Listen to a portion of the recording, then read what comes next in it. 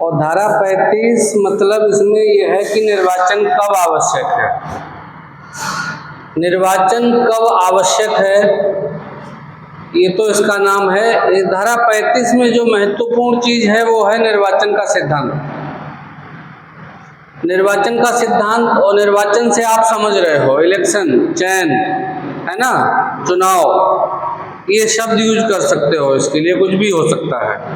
तो चुनाव हम किस लिए करते हैं, है ना, कई लोगों में से किसी एक को चुनने के लिए, यही चुनाव है ना। तो चुनाव का मतलब यही है, चुनना, कई लोगों में से, दो या दो से अधिक लोगों में से किसी एक का चुनाव करना। तो यहाँ लगभग ऐसा ही सिद्धांत, ये सिद्धांत चुनाव का आपसे यही कह रहा है। कुछ परिस्थितियां ऐसी होंगी जब आपको चुनाव की स्थिति आ जाएगी, ठीक है।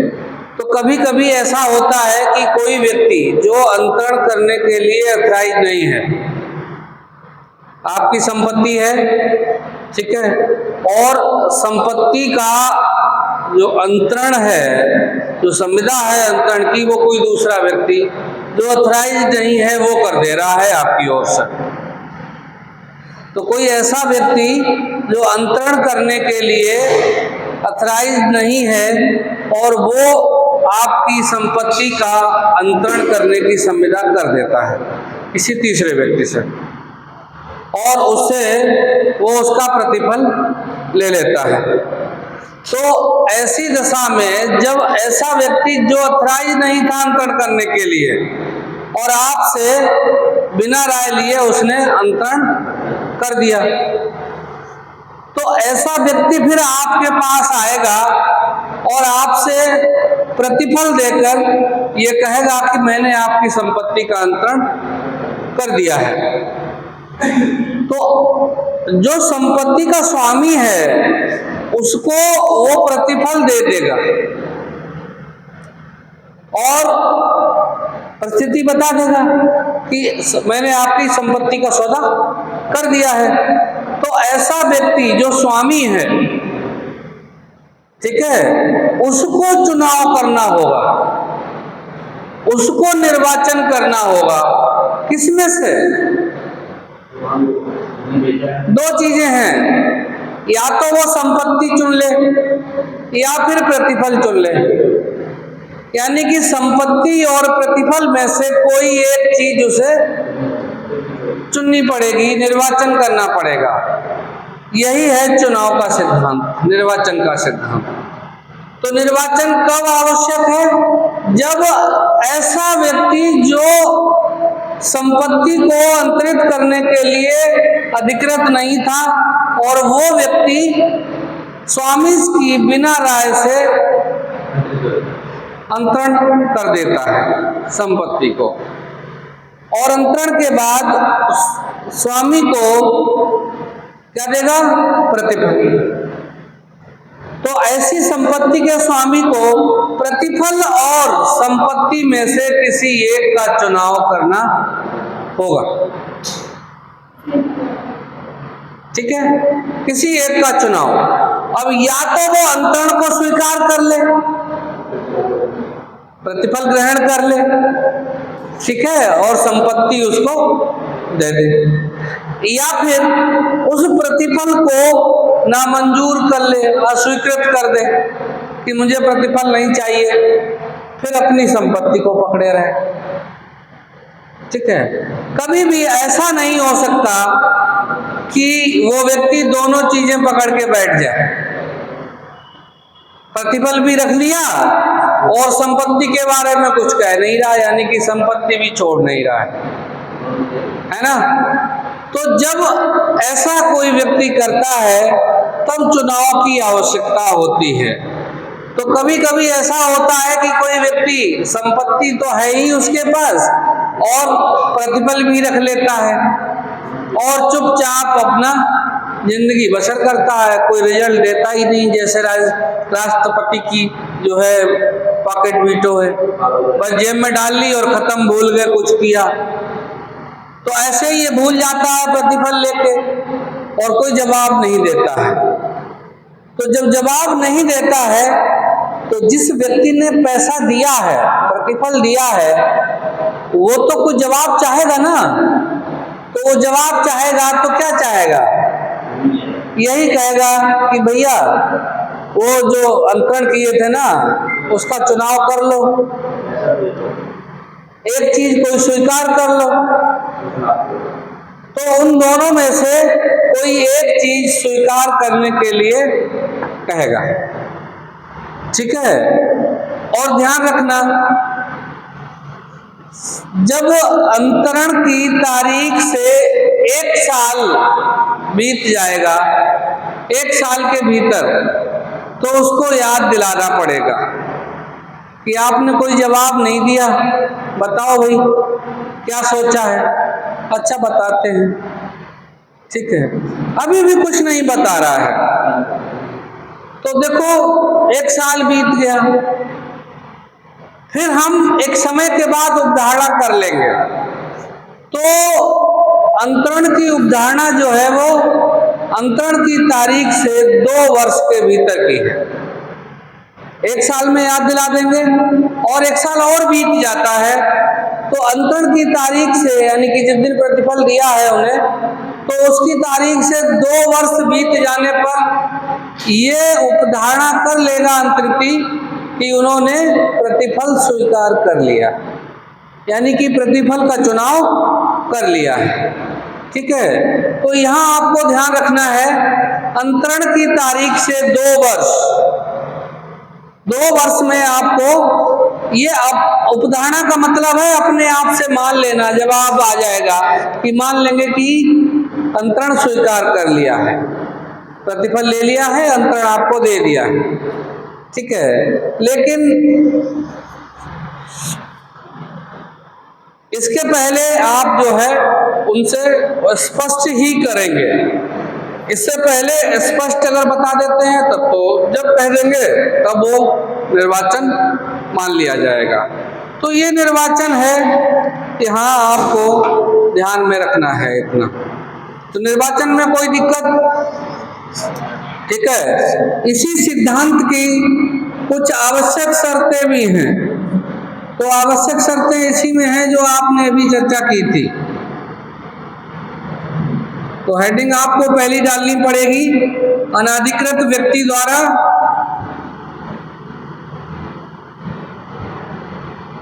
क्या करना है,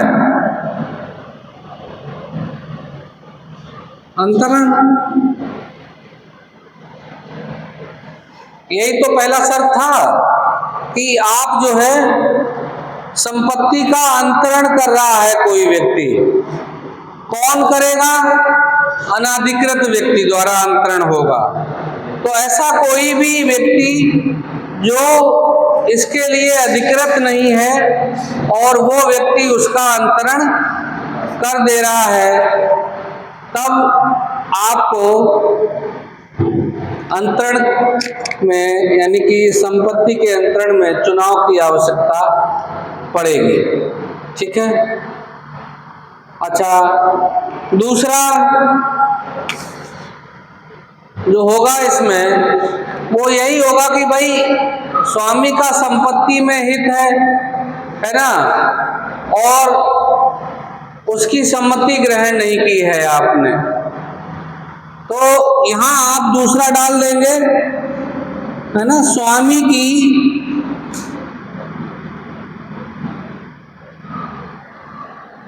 सम्मति न ग्रहण करना, सम्मति नहीं लेना।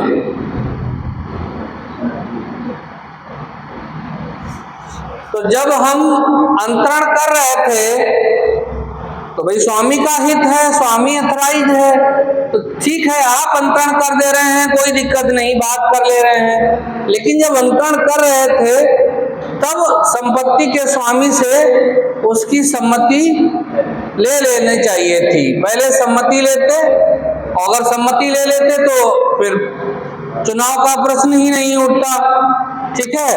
चलिए कर दिया है, कोई दिक्कत नहीं, लेकिन आपने सम्मति नहीं ली,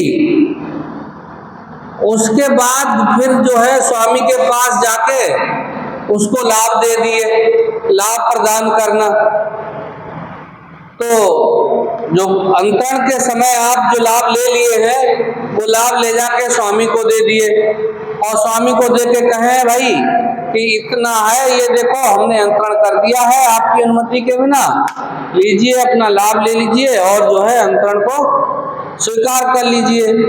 तो यहाँ जरूरत पड़ेगी, अब लाभ ले दिए हैं तब तो आपको एक को चुनना ही होगा, ठीक है।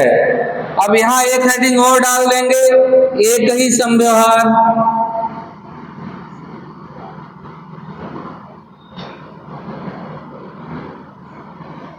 एक ही समव्यवहार।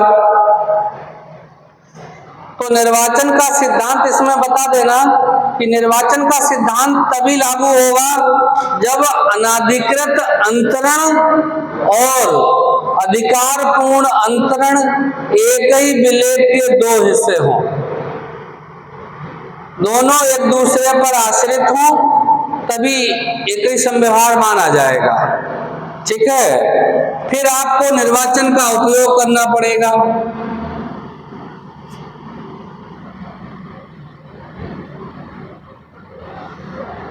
निर्वाचन का उपयोग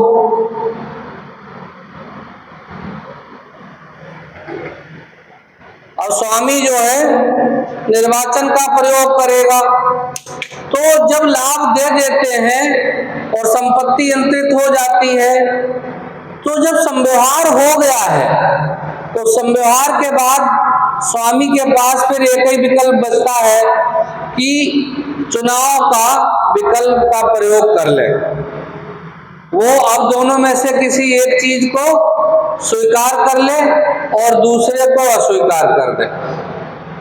ऐसा नहीं है कि दोनों चीजें अपने पास रख ले, दोनों में से किसी एक को ही रखना होगा, है ना। तो ये है। और इसमें आप एक और बता सकते हैं, निर्वाचन का ढंग क्या रहेगा, चयन का ढंग क्या रहेगा।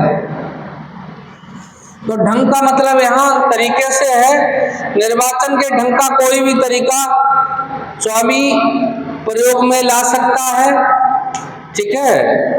वो जो है स्पष्ट रूप से भी चुनाव कर सकता है और मौखिक भी कर सकता है, विवक्षित भी कर सकता है। तो मतलब कुछ ना कहेगा तो 2 साल देखो, है ना, 2 साल आपके लाभ का प्रयोग कर लेगा तो 2 साल में चुनाव की उपधारणा अपने आप से हो जाएगी। तो ये ढंग ही है, विपक्षित तरीका अपना लेगा, ठीक है। तो यहाँ आप जो है ये कर लेंगे, इतनी हेडिंग में आवश्यक शर्तों को बता देंगे। फिर एक हेडिंग और यहाँ डाल के बता देंगे अलग से कि निर्वाचन का समय क्या रहेगा, चयन का समय या चुनाव का समय क्या रहेगा। चुनाव का समय क्या रहेगा, तो आप पहले कितना 1 वर्ष, है ना, चुनाव का जो समय है वो 1 वर्ष के भीतर करना है, 1 वर्ष के भीतर। तो आप जो पैसा ले लिए हैं भैया अंतरण की पुष्टि कर दो, पुष्टि करो, है ना, और बता दो कि भाई हमने लेना है या नहीं लेना है, स्वीकार करना है या नहीं करना है। और उसके बाद भी नहीं कर रहे हो तो आपको पहली बात तो 1 वर्ष के भीतर सब कुछ बता देना है। नहीं बता रहे हो तो वो आके आपसे 1 साल के भीतर पूछेगा, 1 साल जब बीतेगा तो पूछेगा क्या हुआ, कुछ बताया नहीं। तो फिर आप बताते हैं, यही कहेगा, तो बताते हैं तो फिर समय इसका मतलब और चाहिए इन्हें, कुछ नहीं कह रहे हैं। फिर आपको बताना पड़ेगा और एक हेडिंग डालेंगे चुनाव की उपधारणा।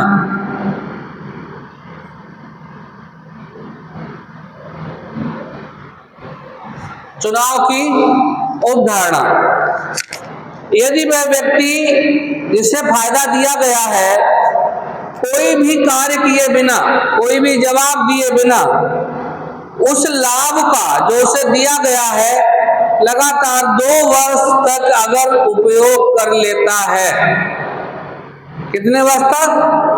2 वर्ष तक।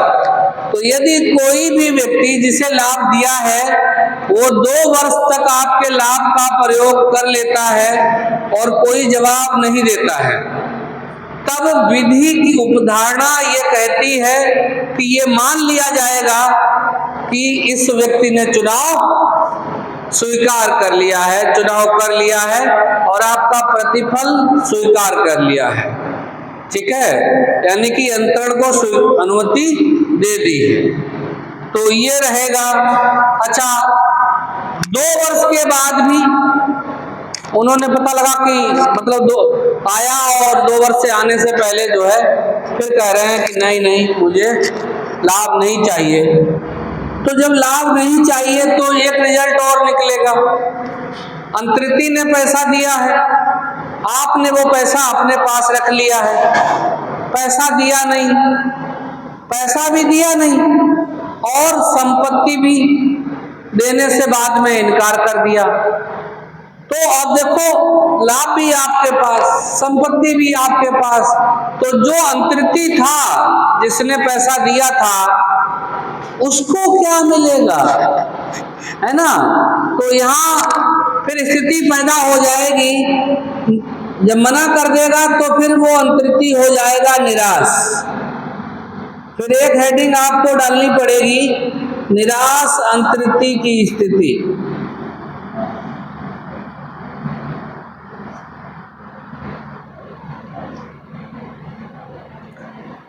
ठीक है, निराश अंतरिती की स्थिति।